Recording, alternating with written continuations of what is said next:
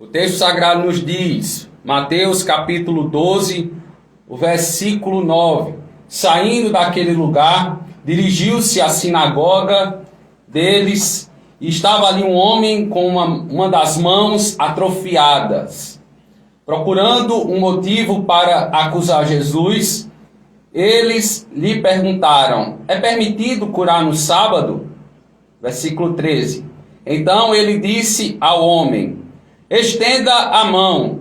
Ele a estendeu e ela foi restaurada e ficou boa como a outra. Pai, no nome do teu Filho amado Jesus Cristo, fala conosco por intermédio da tua palavra, a tua igreja, trazendo edificação, consolo.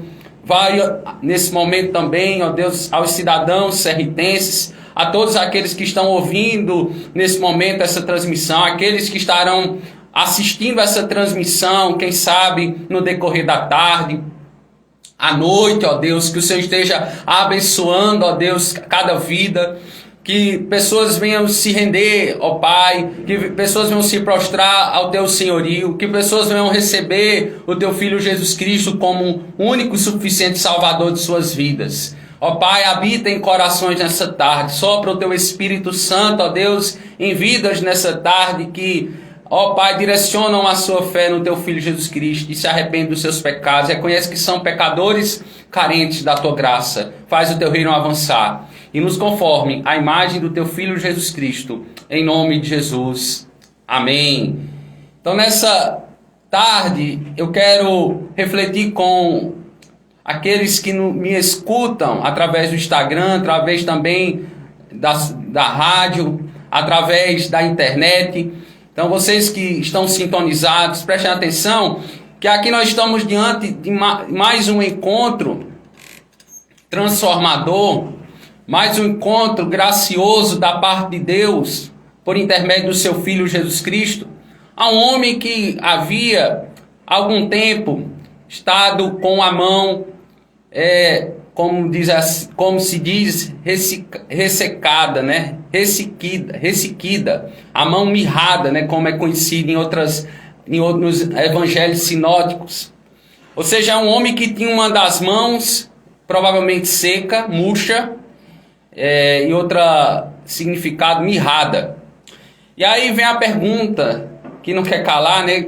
Qual seria o nome desse homem? A gente vê que os evangelhos sinóticos, eles não revelam qual era o nome deste homem que teve esse encontro com Jesus. Era um homem que provavelmente, né, os narradores omitiram esta informação, né, não quiseram trazer, né, Mateus, Marcos e Lucas, os evangelhos sinóticos, eles não quiseram trazer o nome.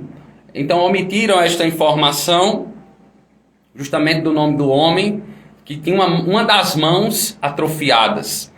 Então as narrativas, elas falam deste homem, que ele jazia com esse problema, com esta enfermidade, com essa doença. E ouvintes do programa Palavra Verdadeira, estamos diante de mais um encontro de Jesus. E interessante que esse encontro é no lugar da adoração, né? Da adoração pública dos judeus, na sinagoga. Isso mesmo, no encontro de reunião pública, de culto público ao Senhor, e no dia de sábado, onde era proibido o trabalho, era proibido qualquer tipo de trabalho em qualquer instância, né? Diante do antigo concerto, diante da antiga aliança. É certo que aqui existe a controvérsia de Jesus. Aqui existe um conflito entre fariseus e a pessoa de Jesus com a questão da cura no sábado, em que os fariseus e os escribas entram em conflito com Jesus, discutem com Jesus, e diante disso podemos refletir nesse sábado no seguinte tema. Aqui perceba uma controvérsia, uma discussão, onde Jesus ele é interrogado, ele é questionado se era lícito curar no sábado ou não. E para tanto eu quero declarar nessa tarde que Jesus, ele é o Senhor do sábado. Jesus é o Senhor do sábado. Por que Jesus é o Senhor do sábado? Revelado nas Sagradas Escrituras. Em primeiro lugar, porque Jesus é o cumprimento do sábado. Mateus capítulo 5, versículo 17 vai dizer que Jesus ele cumpriu cabalmente a lei e os profetas. E o texto diz, o verso 9 e 10 que lemos inicialmente, que saindo daquele lugar dirigiu-se aonde? A sinagoga, o lugar de reunião pública, de culto solene ao Senhor, a igreja primitiva. E estava ali um homem com uma das mãos atrofiadas. Procurando um motivo para acusar Jesus, eles lhes perguntaram: é permitido curar no sábado? Não se sabe qual era esta sinagoga na qual Jesus entrou, mas sabe-se que era na Galileia e possivelmente em Cafarnaum. Na versão chamada Vulgata Latina, comentando a passagem Mateus 12, 13, diz que se tratava de um pedreiro especializado em reboco e estuque e que, portanto, dependia das mãos para trabalhar. Então, interessante a gente perceber que era um homem que, no seu trabalho, no seu ramo, ele utilizava as suas mãos para rebocar paredes, para levantar casas, prédios. Então era um homem que estava necessitado de uma restauração, porque estava impossibilitado, não trabalhava, não estava mais tendo sustento para a sua casa, quem sabe para a sua família, para a sua esposa, para os seus filhos. Então ele estava dependendo de uma intervenção divina, dependendo da ação de Deus, da misericórdia e da compaixão de Deus. E o Senhor Jesus Cristo, ele queria fazer o bem àquele homem e salvar-lhe a vida, enquanto os fariseus queriam fazer o mal a Jesus e até tentar colocar ele numa situação a qual ele pudesse ser preso e morto. E foi isso que aconteceu. A gente observa que Jesus Cristo ele foi morto, né, por uma ação do colégio dos farisaicos da época, onde de forma injusta ele foi morto, numa acusação. E a gente observa que Jesus foi morto com o propósito, né, de morrer pelos pecados da humanidade, e ao terceiro dia ele ressuscitou, onde a nossa fé ela não é vã, porque Cristo ressuscitou ao terceiro dia. Mas voltando aqui para o texto, a gente observa um homem da mão mirrada, né? Ele enfrentou pessoas com um espírito de religiosidade de Deus, de religiosidade, que queriam impedir Jesus de fazer um milagre, porque era no sábado, porque justamente era no dia do sábado. Então o impedimento que eles estavam utilizando era olhar um mandamento da antiga aliança, do antigo concerto, que poderia impedi-los, né? Porque a gente sabe que além da lei, os fariseus da época de Jesus, eles propuseram leis que cercavam, e essas leis faziam com que as pessoas, elas viviam numa situação pesada, elas não eram cumpridores, porque eles colocavam leis, e regulamentos e regras pesadas e insuportáveis do povo carregar. Mas Jesus Cristo, certa feita, ele disse em Mateus capítulo 11, versículo 28, né? Vinde a mim, ele convida, né? Vinde a mim todos os que estão cansados e sobrecarregados, porque eu lhes darei descanso. Então julgo o ensino do Senhor Jesus Cristo, diferentemente dos fariseus, ele traz descanso, ele traz sossego para uma alma carregada, pesada pelo fardo do pecado.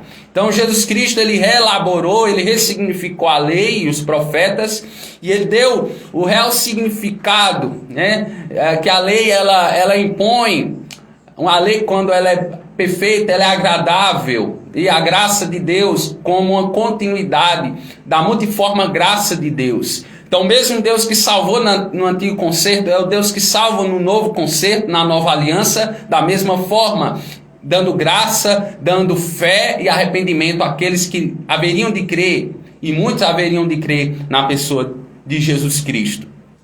E Jesus disse aos fariseus em Mateus 15, versículo 3, percebam que Jesus aqui ele reclama, né? Ele de alguma forma argumenta e traz um argumento contra aquela atitude farisaica da não cura, da não restauração daquele homem. E Jesus vai dizer: e vós, por que violais o mandamento de Deus?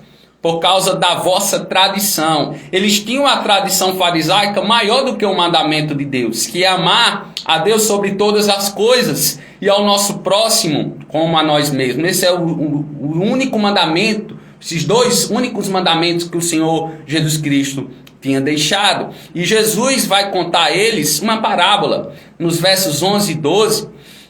Essa parábola diz o seguinte: e ele lhes respondeu. Jesus responde a ele se era lícito ou não curar no sábado com uma parábola, com uma história, com uma comparação, como Jesus volta e meia fazia, através do ensino, através das comparações das parábolas que ele contava.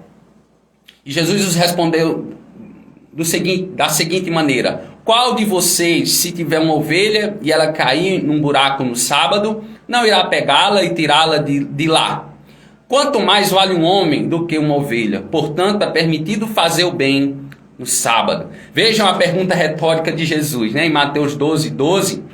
Ora, quanto mais vale um homem que uma ovelha? Perceba a pergunta retórica, exige uma resposta rapidamente, urgente, daqueles que ouviram aquela pergunta. E para afirmar que um homem feito à imagem e semelhança de Deus vale mais que uma ovelha. A conclusão lógica, claro, é que a cura no sábado era perfeitamente lícita, né? Ouvintes do programa Palavra Verdadeira, a cura no sábado era perfeitamente assertiva e correta a se fazer. E segundo o pastor Augusto Nicodemos, Nicodemos vai refletir acerca do culto, da adoração pública.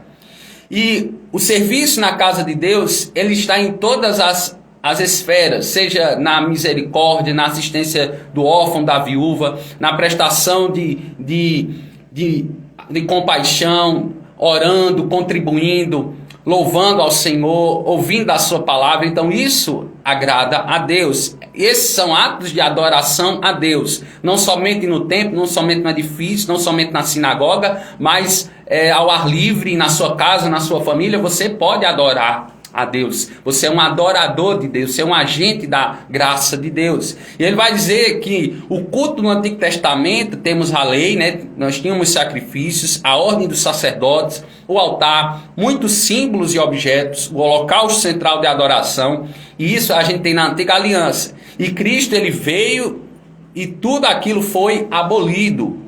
De sorte que Cristo é Senhor do sábado. Não é o sábado o Senhor, mas o Senhor Jesus Cristo, ele é o Senhor do sábado. Portanto, Jesus é maior do que o sábado. O sábado é apenas um dos seus servos, podemos dizer assim. Aqueles fariseus estavam se importando com as sombras, que não poderiam fazer nada. As sombras eram tudo aquilo que o Senhor Jesus Cristo, a realidade no sábado, tinha cumprido cabalmente. Sombras essas que apontavam para o sacrifício final e último de Cristo Jesus na cruz do Calvário. Estamos afirmando que Jesus é o Senhor do sábado. Por que Jesus é o Senhor do sábado, revelado nas Escrituras Sagradas? Em primeiro lugar, vimos porque Jesus é o cumprimento do sábado. Em segundo lugar, porque Jesus Cristo é o sentido real do sábado. O texto segue dizendo no verso 13: então ele disse ao homem, estenda a mão. E ele a estendeu e ela foi restaurada e ficou boa como a outra. Ouvintes do programa Palavra Verdadeira, só alcançarão o milagre desejado aqueles que se dispuserem a assumir a sua fé pública em Jesus. Se faz necessário você confessar Jesus Cristo de forma pública, se faz necessário você publicar a sua fé, você notificar, você divulgar a sua fé a testemunhas oculares. Então você que ainda não recebeu ao Senhor Jesus Cristo de forma pública, confesse o nome de Jesus Cristo, porque certamente Deus, ele colocará fé no seu coração para que você confesse. Aqui a gente vê uma confissão pública daquele homem com aquela mão atrofiada, no simples fato dele confiar a Jesus, no simples fato dele obedecer a Jesus, porque importa obedecer a Deus do que aos homens. Pelas circunstâncias que estavam em torno daquele homem, certamente ele, se fosse dar ouvido aos fariseus, ele estava o quê?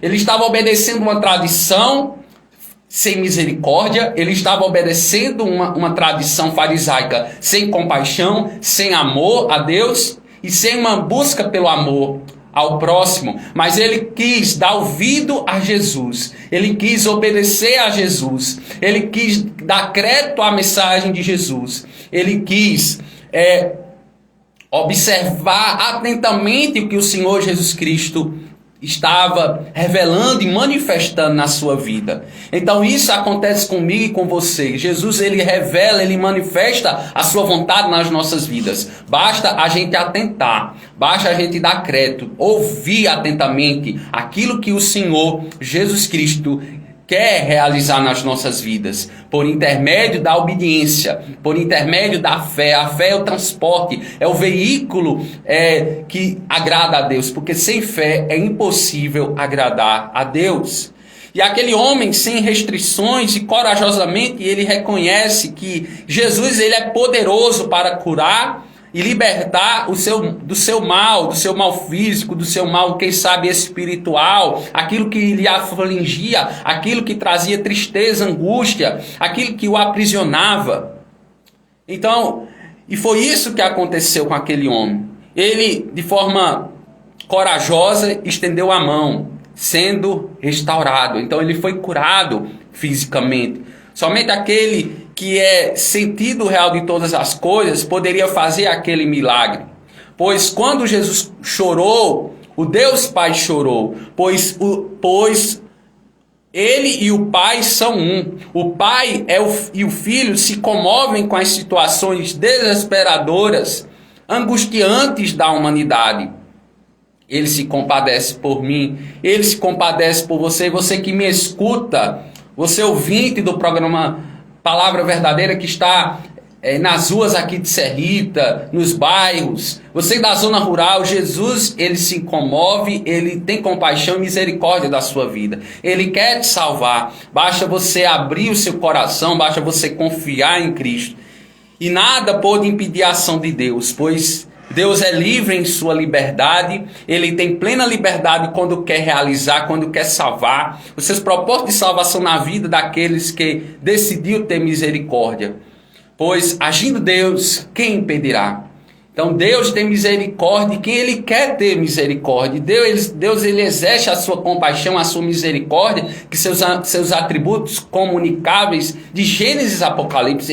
Ele intercede por aqueles que têm um coração contrito e quebrantado, que se arrependem, que reconhecem que são pecadores. Observamos na vida do homem da mão atrofiada claramente o resultado inseparável da obediência e fé. A obediência e a fé, elas andam de mãos dadas. Elas têm que fazerem as pazes. Se você diz no seu coração, ou se você verbaliza com a sua boca que crê em Jesus, é necessário você obedecer a Jesus. E de que maneira nós obedecemos a Jesus? Servindo ao nosso próximo com amor, servindo a sua igreja, se comprometendo com a igreja de Cristo, a igreja visível que sinaliza que é o corpo vivo de Deus aqui nesta terra. Interessante, né? Que ele foi para o meio da congregação. Ele foi para o meio daquela sinagoga, em obediência a Jesus, enfrentando a oposição, né, de muitos dos presentes, de fariseus, de mestres da lei, porque tinha fé, ele tinha confiança que ele poderia curá-lo. E foi o que aconteceu, né? Ouvinte do programa Palavra Verdadeira, creia nessa tarde em Jesus, pois ele é o único que pode te curar do teu mal físico e especialmente do mal espiritual, perdoando os teus pecados, te purificando de toda e qualquer injustiça, porque Paulo vai dizer que não há um justo sequer. Todos pecaram, todos se extraviaram, todos estão separados e distantes da glória de Deus. E a gente sabe que o salário do pecado é a morte. Não a morte meramente terrena, mas a segunda morte, que é pior do que a morte terrena, que é a morte espiritual, onde nós estaremos distantes do Senhor na eternidade, gozando de tormentos eternos. Então Deus, ele quer sarar a tua casa, sarar a tua família, sarar a tua alma desta morte espiritual.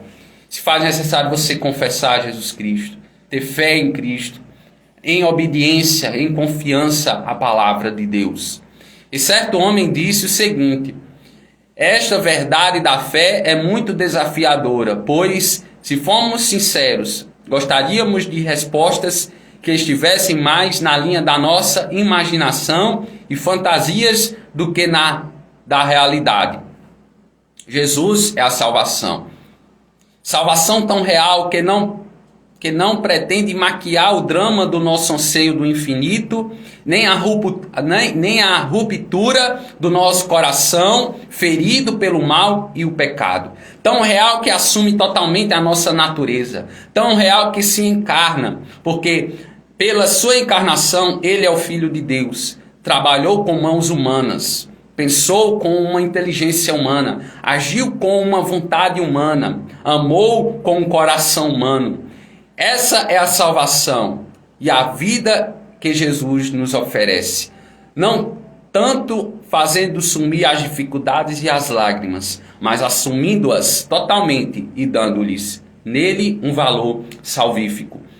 O próprio Jesus disse na sua palavra: no mundo passareis por aflições, mas tende bom ânimo, eu venci o mundo. Então, se nós em Cristo perseverarmos, venceremos naquele que tudo pode, naquele que tudo em nós nos fortalece dia após dia.